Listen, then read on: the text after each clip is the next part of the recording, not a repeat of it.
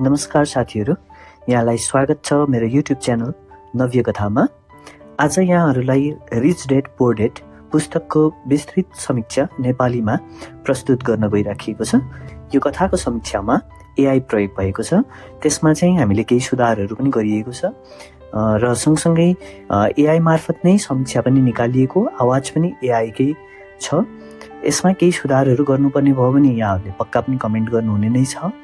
आज हामीले हजुरहरू समक्ष यो समीक्षा राख्न गइरहेछौँ, सुनिदिनु होला अनि साथै प्रतिक्रिया दिन पनि नबिर्सिनुहोला। यहाँ रिच ड्याड पुअर ड्याड पुस्तकको विस्तृत समीक्षा प्रस्तुत गरिएको छ। पुस्तक परिचय, लेखक रबर्ट कियोसाकी, प्रकाशन वर्ष 1997, शैली व्यक्तिगत वित्त, आत्मविकास। यो पुस्तक पैसासँग कसरी व्यवहार गर्ने भन्ने आधारभूत सोचलाई चुनौती दिन्छ। लेखकले आफ्नो जीवनमा 2 बाबुबाट सिकेका शिक्षा साझा गरेका छन्। पुअर ड्याड उनको जन्मदात्री पिता जो पढे लेखेका थिए, सरकारी जागिरमा स्थिर थिए तर आर्थिक रूपमा सीमित सोच राख्थे। रिच ड्याड उनको साथीका पिता जो औपचारिक शिक्षामा त्यति उन्नत नभए पनि व्यापार र लगानीमा होशियार थिए। मुख्य शिक्षा र सन्देश 1, धनीहरू पैसाका लागि काम गर्दैनन्। धनी मानिसहरूले पैसालाई आफ्नो लागि काम गराउँछन्। जागिरमा मात्र निर्भर हुने हो भने तपाईँ आर्थिक स्वतन्त्रता हासिल गर्न सक्नुहुन्न। 2, वित्तीय शिक्षा अनिवार्य छ। विद्यालयले औपचारिक शिक्षा दिन्छ तर पैसाबारे वास्तविक ज्ञान जस्तै लगानी, कर, सम्पत्ति बनाउने कल सिकाउँदैन। 3, सम्पत्ति र दायित्व। धनी बन्नको मूल मन्त्र भनेको सम्पत्ति किन्नु जसले तपाईलाई पैसा कमाइदिन्छ, रियल इस्टेट, शेयर, व्यवसाय।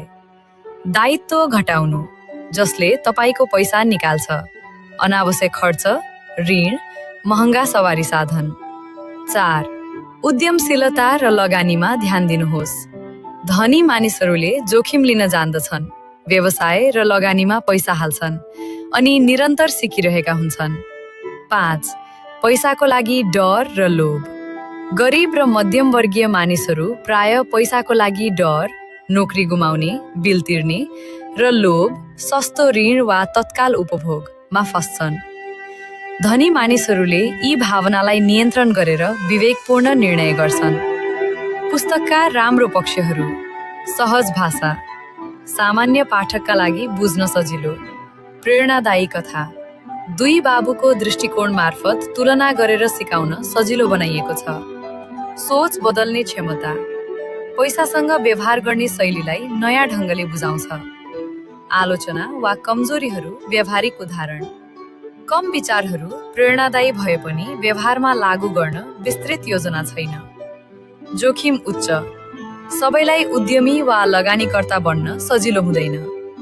शैक्षिक दृष्टिले विवादास्पद, औपचारिक शिक्षालाई कम आँकिएको छ तर सबैको लागि त्यो उपयुक्त नहुन सक्छ।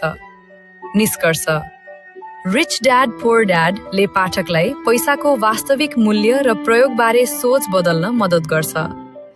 पुस्तकले सिकाउँछ कि केवल तलबको भरमा धनी बन्न सकिँदैन।